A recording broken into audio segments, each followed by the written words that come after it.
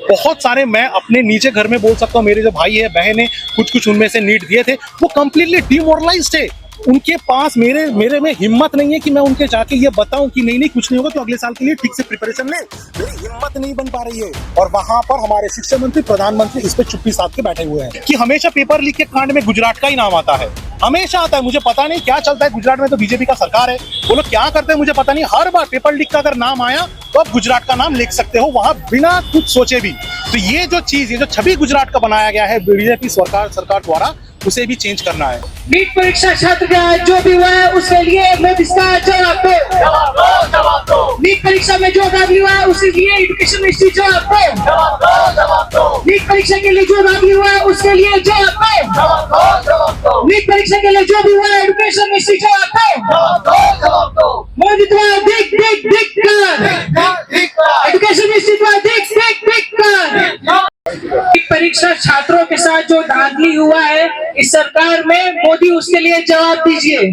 जो हमारे education minister हैं जिनकी वजह से ये धांधली हुई है, वो जवाब दें। जवाब दो। जिस तरह से चारों ओर से करप्शन का खबरें आ रहा है, ये बहुत दुखद घटना है कि हमारे देश में जो युवा पीढ़ी है उनके पास क्या संदेश भेज रहे हैं हम लोग। आज ये सिर्फ 24 लाख स्टूडेंट्स के साथ ये जो चीज हो रहा है, वो सिर्फ 24 लाख स्टूडेंट्स को अफेक्ट नहीं करेगा। ये अगले साल अगर आपके घर में कोई बच्चा है जो अगले साल नीट के लिए प्रिपरेशन कर रहा है, किस मुंह से वो अपने आप को मोटिवेट करेगा। ये हमारे लिए बहुत शर्म की बात है कि हमारे देश में ऐसा चीजें हो रहा है।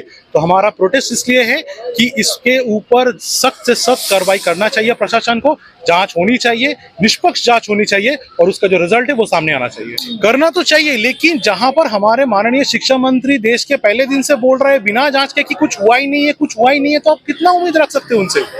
ये बात तो तय है कि आज 67 व्यक्तियों को फर्स्ट रैंक मिला है देश में। चलिए, गर्व का बात होता अगर ये सच में होता, लेकिन यहाँ पर जो घोटाले सामने आ रहे हैं वो बहुत दुखद है। बहुत सारे मैं अपने नीचे घर में बोल सकता हूँ, मेरे जो भाई है बहन है, कुछ उनमें से नीट दिए थे, वो कंप्लीटली डिमोरलाइज्ड है। उनके पास मेरे में हिम्मत नहीं है कि मैं उनके जाके ये बताऊं कि नहीं कुछ नहीं होगा, तो अगले साल के लिए ठीक से प्रिपरेशन ले। मेरी हिम्मत नहीं बन पा रही है। और वहां पर हमारे शिक्षा मंत्री, प्रधानमंत्री इस पे चुप्पी साध के बैठे हुए हैं, तो ये ठीक नहीं है। अगली बार 588। देखिए, हम हमेशा हमारे युवा पीढ़ी के साथ खड़े हुए हैं। आज हमारा ये प्रोटेस्ट उनके लिए ही है कि अगले साल जो नीट के परीक्षा में बैठेंगे, उनके लिए ये जानना बहुत जरूरी है कि सरकार आज क्या व्यवस्था कर रही है, और इस साल जिन्होंने एग्जाम दिया है उनके लिए भी ये जरूरी है कि ये इस पे एक निष्पक्ष जांच हो और चीजें सामने आए। अभी जो आप डिपुटेशन देने जाएंगे गवर्नमेंट के पास, क्या दावे लेकर करने जा रहे हैं?